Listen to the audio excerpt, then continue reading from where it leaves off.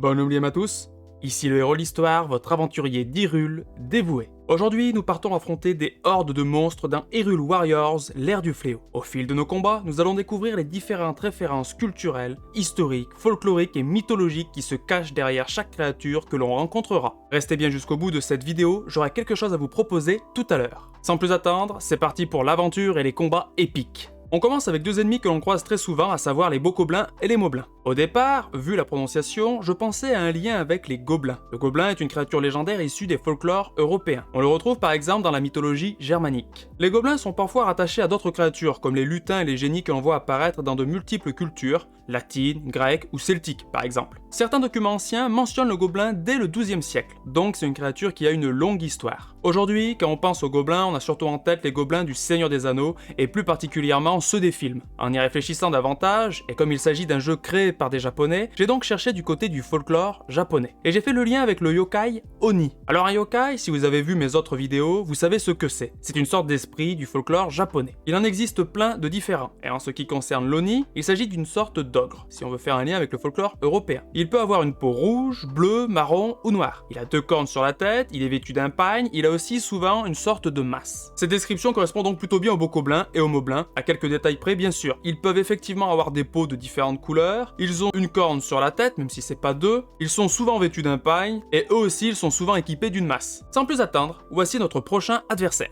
Il s'agit d'un inox. Dans un premier temps, comme l'inox ressemble à une sorte de bokoblin géant avec un seul œil, il est possible qu'il soit en partie inspiré, lui aussi, de l'Oni. Mais je ne vais pas en rester là. Comme je le disais, il possède qu'un seul œil. Cet œil unique est un point faible de l'inox. En plus de cela, c'est un géant. Donc à partir de son apparence, que vous pouvez voir à l'écran, j'en déduis qu'il est probablement inspiré des cyclopes de la mythologie grecque. Les cyclopes apparaissent dans plusieurs mythes. L'un des cyclopes les plus connus est probablement Polyphème. Dans l'Odyssée d'Homère, il s'agit d'un cyclope que rencontre Ulysse pendant son périple pour entrer chez lui à Ithaque. Ulysse et son équipage font halte sur une île. Il s'agirait potentiellement de la Sicile. Ils visitent l'île et découvrent une grotte contenant beaucoup de nourriture. Comme ils ont très faim, ils se mettent à tout manger. Pendant ce temps, le cyclope Polyphème revient et il découvre Ulysse et ses hommes. Il les enferme alors à l'intérieur de la grotte. Puis, jour après jour, il les dévore. Ulysse, par la ruse, parviendra à endormir le cyclope en lui faisant consommer du vin. Et avec un pieu, il lui crèvera l'œil. Bref, pour résumer, ce sont des créatures grandes, fortes et féroces, comme les inox. De plus, Ulysse crève l'œil du cyclope pour s'en sortir, tout comme l'inox a pour point faible son œil. Pour rester dans le thème de la mythologie grecque, parlons maintenant des linels. Les linels ressemblent à des centaures. Les centaures, ce sont des créatures mi-homme, mi-cheval. A l'origine, les centaures se situent sur le mont Pélion. Dans Breath of the Wild, le plus souvent on rencontre les centaures dans des zones montagneuses, donc ce n'est pas un hasard. Dans la mythologie grecque, la plupart d'entre eux sont violents, obsédés par le sexe et représentent d'une manière générale les pulsions bestiales de l'homme. C'est par exemple le cas du centaure Nessos, que vous connaissez peut-être. Il est surtout connu pour son affrontement contre Héraclès. Nessos a voulu abuser de Déjanire, la compagne d'Héraclès. Héraclès décoche alors une flèche enduite du poison de l'hydre de Lerne sur le centaure pour le vaincre. A l'inverse de Nessos, Chiron, l'un des centaures les plus connus, est réputé pour sa grande sagesse, ses connaissances et sa bienveillance. Il tient plus de l'exception que de la règle celui-ci. Il est immortel, contrairement aux autres centaures, et il est aussi connu pour s'être occupé de l'éducation de plusieurs héros fameux comme Héraclès, dont nous venons de parler, ou bien encore Achille, le héros de l'Iliade. Prochain adversaire que nous allons affronter et dont nous allons parler, ce sont les gardiens. Ils ont une apparence tout à fait particulière. Je n'avais jamais vu ce type d'ornementation auparavant. Comme vous le voyez, il y a sur les gardiens des motifs complexes.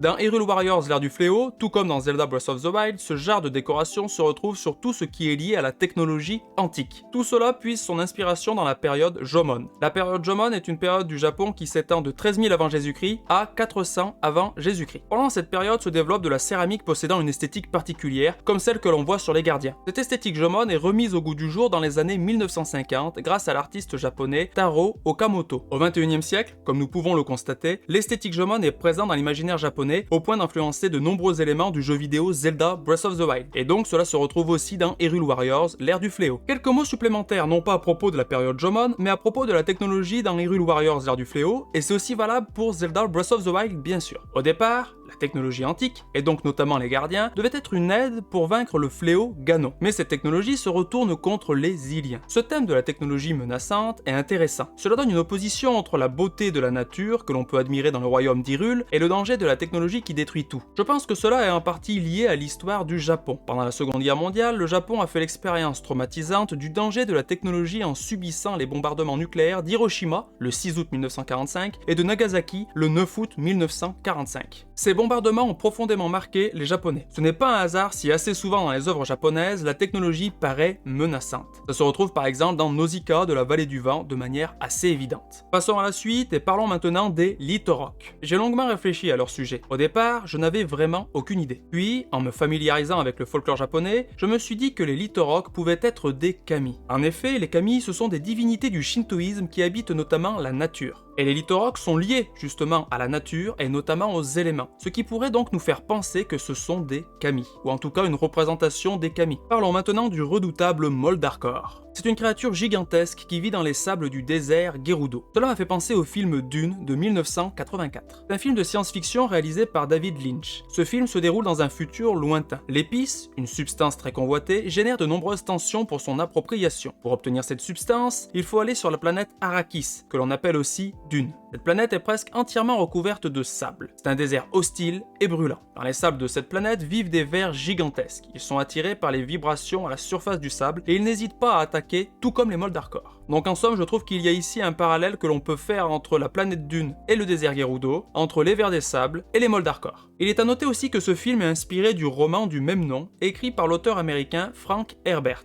Ce roman a été publié en 1965. Récemment, en 2021, une nouvelle adaptation du roman est sortie au cinéma. Passons à la suite et parlons maintenant d'un autre type d'adversaire, à savoir les Yiga. Ils font sans doute référence aux shinobi, que nous en Occident nous désignons par le terme ninja. Mais en fait, ce terme ninja n'est utilisé que depuis le XXe siècle. Traditionnellement, c'est bien le terme shinobi qui était utilisé. Historiquement, le rôle du shinobi était d'agir tout en restant discret. Il pouvait remplir des missions d'infiltration, d'espionnage, de sabotage ou bien encore d'assassinat. Il est très difficile de faire la part des choses entre les faits historiques et les faits fantasmés. Comme pour les chevaliers en Occident, l'histoire des shinobi est mélangée à des éléments, disons, légendaires, voire mystiques. D'après mes recherches, au Japon, ce n'est qu'à partir du XVe siècle que des personnes ont été formées spécialement à des fins d'espionnage, et c'est à cette époque que le mot shinobi fait son apparition pour définir et identifier un groupe de personnes spécifiquement utilisées à des fins d'espionnage et d'action discrète. Mais cela ne veut pas dire qu'auparavant il n'y ait pas eu des personnes qui remplissaient le même genre de mission et qui pouvaient être assimilées donc aux shinobi. En tout cas, l'époque de Sengoku, qui s'étend du milieu du XVe siècle à la fin du XVIe siècle,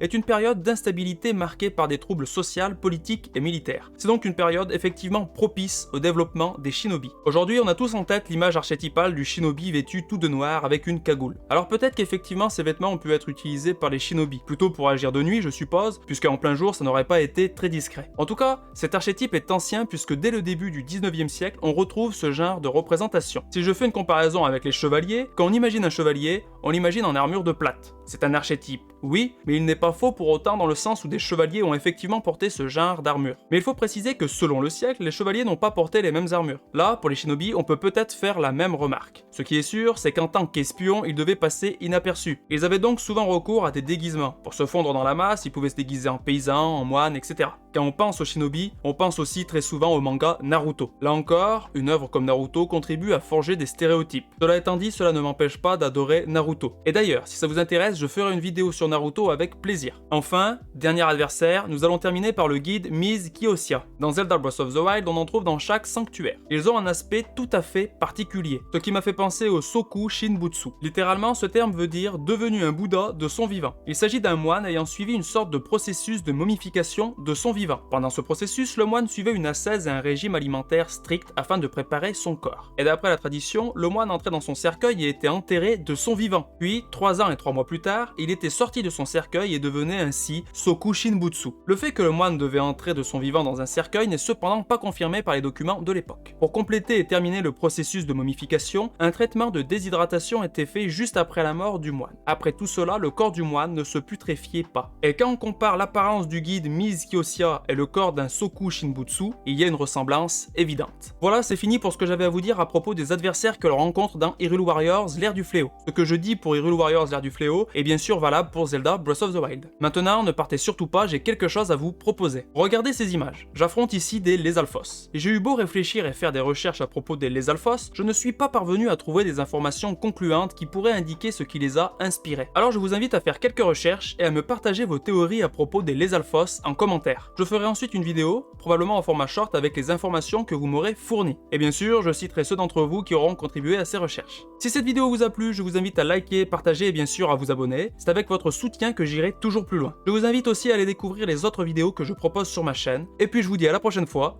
C'était le héros de l'histoire. pour vous servir.